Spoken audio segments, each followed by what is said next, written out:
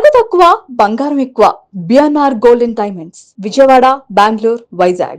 శివ అనే అబ్బాయి nude videos పెట్టి అమ్మాయిని బ్లాక్ మెయిల్ చేసింది, కవరప్ చేసి మమ్మల్ని డ్రాగ్ చేసి మేము మా ఎంప్లాయీ అమ్మాయిని బయట పెట్టగలమా? పెట్టలేంగా. న్యూడ్ వీడియోస్ అది ఇది చేస్తే అక్కడ ఊరుకోరండి, వెంటనే లోపలేసేస్తారు. టు బి ఫ్రాంక్, ఆవిడకి నా ఫేస్ చూపిస్తే ఈయనైనా శివ అని అంటారా? మాకు 10 లక్షలు ఇస్తే కేసు మార్చేస్తామని. పోలీసులు కాదు, ఆ అబ్బాయి. అవునండి, అవును, అది నిజమేనండి. 10 లక్షల రూపాయలు నేను అడిగాను. అట్లీస్ట్ 10 లక్షలు ఇవ్వండి అని చెప్పి బతిలాడా. నా దగ్గర వీడియో ఉంది వాళ్ళ పాత. అతని మీద క్రైమ్ కేసులు ఉన్నాయి, డ్రంక్ అండ్ డ్రైవ్ కేసులు ఉన్నాయి. కంపెనీ డిఫాల్ట్ చేసింది అతన్ని. సార్, నెంబర్స్ తో ప్రూవ్ చేస్తా, రికార్డ్స్ తో ప్రూవ్ చేస్తా. నా దగ్గర వాట్సాప్ చాట్ ఉంది. ఆవిడ దగ్గర ఏమున్నాయి అని చెప్పేసి ఆవిడ ఎలా మాట్లాడుతున్నారు. హైదరాబాద్ లో జ్యువెలరీ షాప్స్ కూడా వెళ్ళినాయి సార్ అమౌంట్. నాకు పొలిటికల్ గా ఫోన్లు చేపించి ఆపిచ్చారు. ప్రెసిడెంట్ పొలిటికల్ పార్టీ చేస్తారు. Minister sir. Hi, hello, welcome to Suman TV. నేను మీ Roshan. Nandu's world. So Nandu's world from day 1 నుంచి కూడా మీ అందరూ వ్యూయర్స్ కానీ లేకపోతే ఫాలోవర్స్ కానీ రెగ్యులర్గా ఫాలో అవుతూనే ఉన్నారు. ఇష్యూ ఏంటి, అసలు ఎవరు మోసం చేశారు, ఎవరి వల్ల ఇంతమంది మోసపోయారు, హస్బెండా లేకపోతే వైఫా?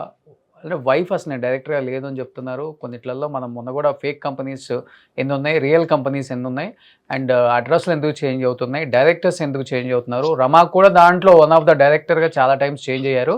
బట్ ఫస్ట్ డే మనతో కాల్లో మాట్లాడినప్పుడు రమా నందన శివ అనే ఒక వ్యక్తి గురించి మాట్లాడారు. ఆ శివ అనే వ్యక్తి ఇంటెన్షనల్గా మా మీద ఇండియా వెళ్ళి ఇబ్రహీంపట్నంలో మా ఫ్యామిలీ మీద కేసు పెట్టాడు అని. బట్ ఎందుకు కేసు పెట్టాడు అనేది కూడా ఆమె క్లియర్గా చెప్పారు. ఎందుకంటే మా ఎంప్లాయర్ ఒక అమ్మాయి న్యూడ్ వీడియోస్ కూడా తను తీశాడు. అది మాకు తెలిసిన తర్వాత అతనితో మేము గట్టిగా మాట్లాడాము.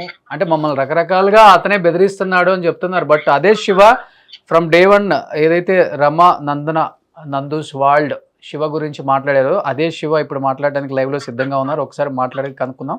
హలో శివ. చెప్పండి. సో శివ, ఫ్రమ్ డే 1 నుంచే మీ పేరు అన్ని ఛానల్స్ లో వినపడుతుంది, శివ శివ శివ. సో నేను కూడా అనుకున్నాను ఎవరు శివ అని, మీరు కూడా వచ్చిపోయారని నాకు తెలిసింది. బట్ ఎందుకు మీకు నందుకి లేకపోతే మధుకర్కి మధ్య ఎక్కడ రిలేషన్ స్టార్ట్ అయింది, ఎక్కడ బ్రేక్ అయింది, ఎందువల్ల బ్రేక్ అయింది? ఒకవేళ స్టార్ట్ అయితే అసలు మీరు ఎప్పుడైనా కలిసారా? కలిస్తే ఈ స్కామ్ గురించి మీకు ముందే తెలుసా? మీరెందుకు వాళ్ళ మీద కేసు పెట్టారు ఒకసారి చెప్పగలరా?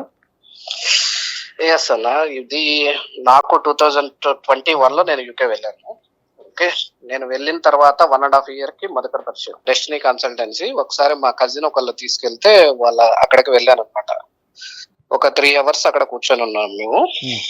అప్పుడు మాకు ఆఫర్ చేశారు, ఏమని, ఇట్లాగా డెస్టినీ కన్సల్టెన్సీలో ఇట్లా మేము చేస్తున్నాము, వీసాస్ ఇవి అన్ని చేస్తున్నాము, ఎవరన్నా ఉంటే చెప్పండి. నేను వెళ్ళినప్పుడు స్టూడెంట్ గా వెళ్ళా. అప్పుడు నాకు జాబ్ రాకముందు నేను వెళ్ళినప్పుడు అప్పుడు చెప్పారనమాట, ఇట్లా ఉంటే చెప్పండి, అట్లాగే మీకు నేను కమిషన్ ఇస్తాను అని చెప్పి మాట్లాడారు. మాట్లాడిన తర్వాత సరే అని చెప్పేసి నేను ఒక 3-4 అప్లికేషన్స్ ఇచ్చానన్న. ఈ 3-4 అప్లికేషన్స్ సేమ్, వాళ్ళ ఫోన్లు ఎత్తకపోవటం, వాటిని ఇట్లా చేయటం, మనీ ఏమో నా త్రూ. మీరు స్టూడెంట్స్ రిఫర్ చేసే వాళ్ళకి? నా ఫ్రెండ్సే, అదే నా ఫ్రెండ్స్ నే రిఫర్ చేశాను. మీరు కమిషన్ తీసుకుంటారు అంతేనా? కమిషన్ ఇస్తానని చెప్పారు. అయితే రిఫర్ చేసిన తర్వాత వాళ్ళకి ఫోన్లు ఎత్తకపోవటం, వాళ్ళకి ఇట్లాగే చేయటం, 1.5 year అట్లాగే చేసి దాని తర్వాత నాకు తెలిసింది ఏంటంటే, అంటే మొన్న తెలిసింది రీసెంట్, ఎవరికైతే ఇచ్చారో వాళ్ళకి కూడా కాసులు క్యాన్సిల్ అయిపోయినాయి. ఓకే, దాని తర్వాత ఏమైందంటే, నేను వీళ్ళతో సంబంధం లేదు, నేను జాబ్ చేసుకుంటున్నాను, ఇండియా వచ్చేసాను. నా వీసా అయిపోయింది, స్టూడెంట్ వీసా, ఇండియా వచ్చేసాను. ఇండియా వచ్చేసిన తర్వాత 2023లో నేను వచ్చాను, నా పాస్పోర్ట్ మీద ఉంటుంది 2023. అప్పుడు దాకా మాదంతా బానే ఉంది రిలేషన్. 2024 అంటే ఒక ఫ్యామిలీ లాగా ఉంటారా మీరు మధుకర్ రమా? లేదండి, అసలు జస్ట్ కాల్స్ అనమాట. నా కాల్ కూడా ఎత్తేవాళ్ళు కాదు. 150 కాల్స్ చేస్తే 1 time లిఫ్ట్ చేసేవాళ్ళు. దాని తర్వాత నేను కలిసింది ఒక్కసారి నా లైఫ్ లో మధుకర్ని. దాని తర్వాత ఇక అన్ని ఫోన్ కాల్స్, ఫోన్ లో మాట్లాడటము ఇవేనమాట. సో నేను 2023లో ఇండియా వచ్చేసాను. అప్పటికి కూడా బాగానే ఉన్నాయి రిలేషన్స్. 2024లో నేను మా మిస్సెస్ కోసం అమౌంట్ కట్టాను. ఇండియన్ అకౌంట్స్ లో ఇండియన్ ట్రాన్స్ఫర్ గా 3 అకౌంట్స్ ఇచ్చారు ఆయన. ఓకే. కట్టాను. కట్టిన తర్వాత తనకి సక్సెస్ అయిపోయింది, వీసా ఇచ్చేశారు. ఓకే, వీసా ఇచ్చిన తర్వాత ఏమైందంటే ఎంప్లాయర్ ఎవరైతే ఉన్నారో అతని దగ్గరికి వెళ్ళాం. ఓకే. మరి జాయిన్ అవ్వాలంటే వెళ్ళాలి కదా, వెళ్ళాం. త్రూ ఇంటర్వ్యూ ఏమో మధుకర్ తీసుకున్నారు, జాయిన్ అవ్వడానికి ఏమో అక్కడే తీసుకెళ్లారు. ఓకే, మధుకర్ రాలేదు, మేమే అప్రోచ్ అయ్యాం. అందులో నెంబర్స్ ఉంటాయి కాబట్టి ఎంప్లాయర్ డీటెయిల్స్, ఎంప్లాయర్ ని అప్రోచ్ అయ్యి ఇట్లా మధుకర్ ఇలా ఇంటర్వ్యూ తీసుకున్నారు మిమ్మల్ని, మా వీసా సక్సెస్ అయింది, మీరు సిఓఎస్ ఇచ్చారు, ఇట్లా మేము జాయిన్ అవుతున్నాం అని వాళ్ళకి చెప్తే ఆ ఎంప్లాయర్ అసలు మీరు ఎవరో మాకు తెలియదు, మధుకర్ మా సిస్టమ్ ని హ్యాక్ చేసి మీకు ఇచ్చాడు డీటెయిల్స్, పాస్వర్డ్ అన్ని. సో ఇలాగే ఇంకో 4 ఇచ్చాడు, నేను వచ్చినట్టు క్యాన్సిల్ చేసేస్తున్నాను, మీరు మోసపోయారని చెప్పాడు.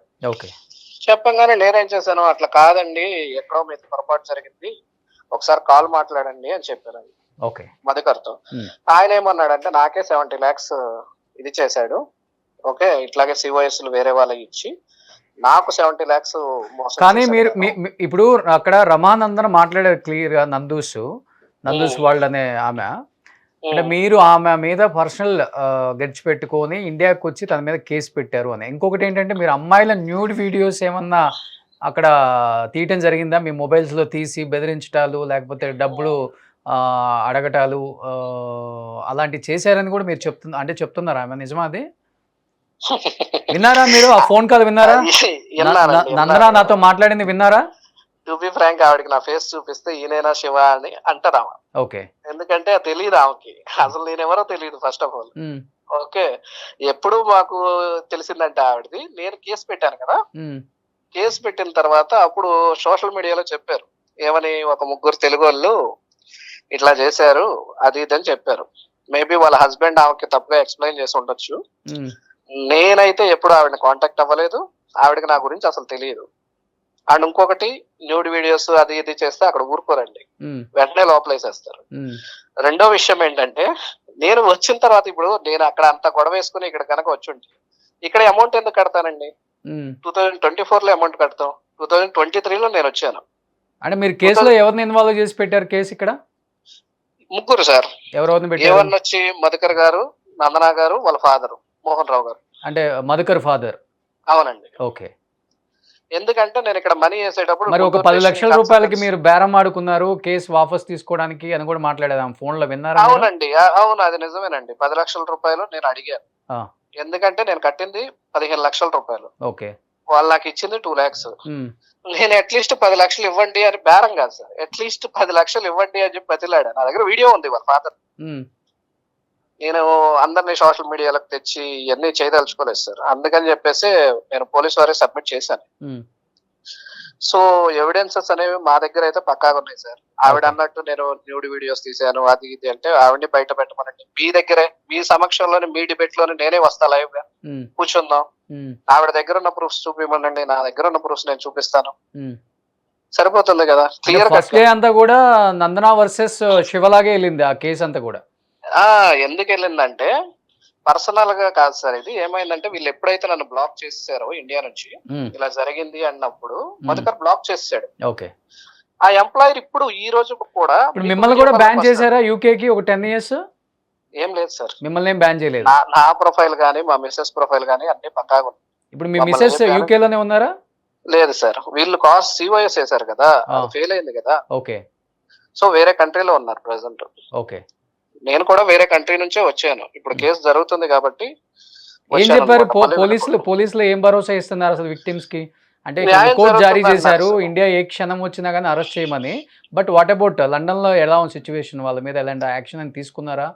తీసుకున్నారు సార్, ఆల్రెడీ కావేటి శ్రీనివాస్ గారితో టచ్ లో ఉన్నారు మా వాళ్ళంతా. రేపు మండే 5th వస్తున్నారు సార్ లండన్. సో అక్కడ కేసెస్ అనేవి ఫైల్ చేస్తున్నారు. ఇప్పుడు దాకా కేసెస్ ఫైల్ అవ్వలేదని మాత్రం లేదు సార్, 50 కేసుల దాకా పెట్టాం. ఎట్లా పెట్టామంటే హెచ్ఎంఆర్సీ త్రూ ఇచ్చామన్నమాట. సో అవి రిఫరెన్స్ నెంబర్స్ వస్తాయి కానీ మనకి ఇది రాదు, డీటెయిల్స్ రావు. ఇప్పుడు మీరు ఎవరైనా సరే యూకే హెచ్ఎంఆర్సీ నెంబర్ కి కాల్ చేస్తే వీళ్ళ మీద కేసెస్ ఉన్నాయంటే వాళ్ళు చెప్తారు సార్ కేసెస్ ఉన్నాయని. ఓకే. చాలా వెళ్ళినాయి కంప్లైంట్స్ అనేవి, మేమైతే ఎక్కడ ఇది చేయలేదు. అండ్ ఇంకొకటి నేను 56 నెంబర్స్ నా దగ్గర పర్సనల్ గా ఉన్నాయి. వీళ్ళు అమౌంట్ ఎవరెవరి దగ్గర తీసుకున్నారు, వాట్సాప్ చాట్స్, రికార్డింగ్స్, దాని తర్వాత స్టేట్మెంట్లు అన్నీ ఉన్నాయి. సో అందరికి మినిమం ఎంత ఎగ్గొట్టారు? 15 to 25 సార్. మినిమం కొంతమందికి ఓకే 50 పైన ఉంది, కొంతమందికి ఏమో ₹1,00,00,000 ఉంది, అలా ఉన్నాయి సార్. సో మీ దగ్గర ఉన్న లిస్ట్కే ఒక 10-15 కోట్లు వచ్చేస్తుంది అనుకుంటా కదా? 14.5 crores వచ్చింది సార్ మీ దగ్గర ఉన్న లిస్ట్ లోనే. అవును సార్. ఓకే.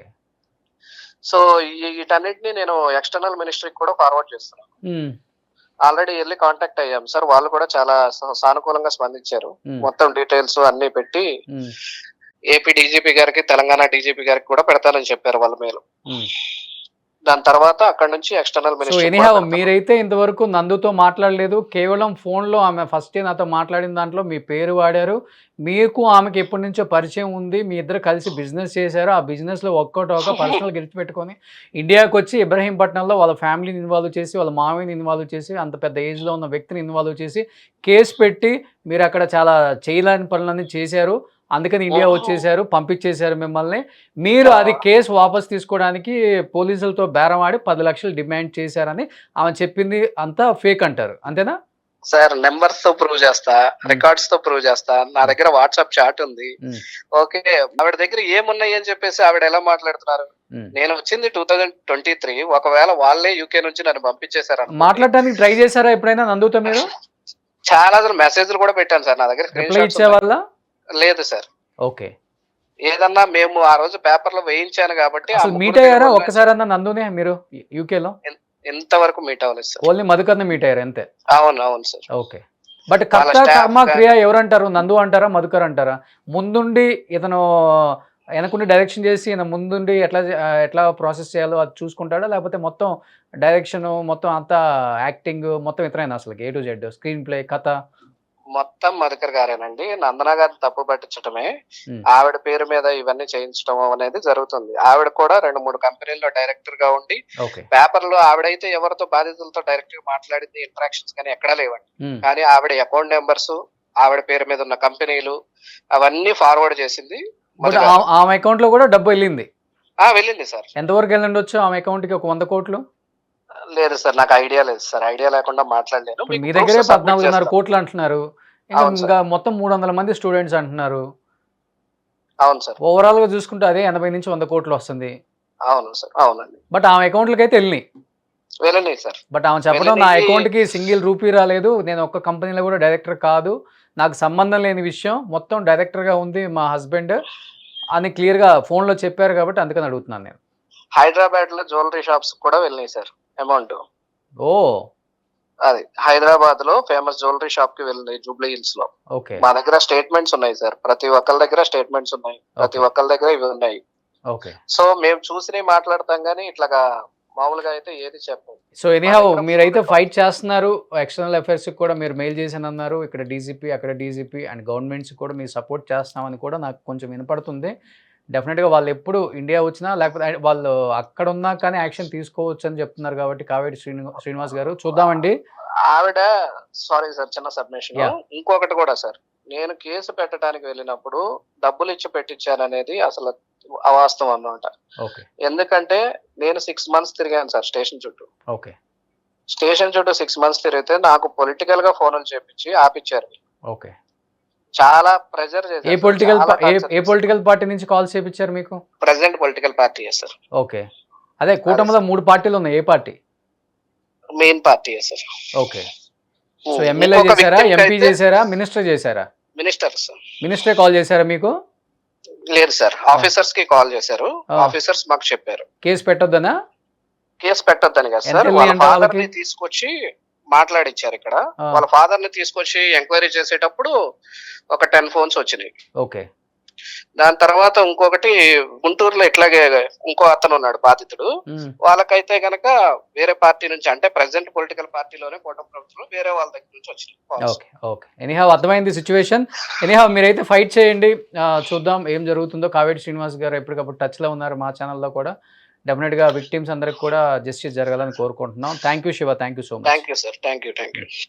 సో ఇది ఓవరాల్గా సిచ్యువేషన్ మీకు అర్థమవుతుంది. ఎప్పటికప్పుడు అప్డేట్స్ అందిస్తూనే ఉంది సుమన్ టీవీ. ఇంకొకటి అంటే ఎటువంటి ఇష్యూ వచ్చినా కానీ మేము ఎందుకు స్టాండ్ అయి ఉంటాం అంటే అట్లీస్ట్ ఒక అవేర్నెస్, అంటే ఒకటి జరిగింది ఇంకొకటి జరగకూడదా, మీరు చెప్తే ఆగిపోతుందా అంటే జరగవచ్చు, దాన్నే ఉంది, మేము కాదని చెప్పట్లేదు. కానీ అట్లీస్ట్ కొంతమందిలో అయినా ఒక చిన్న మార్పు వస్తుంది.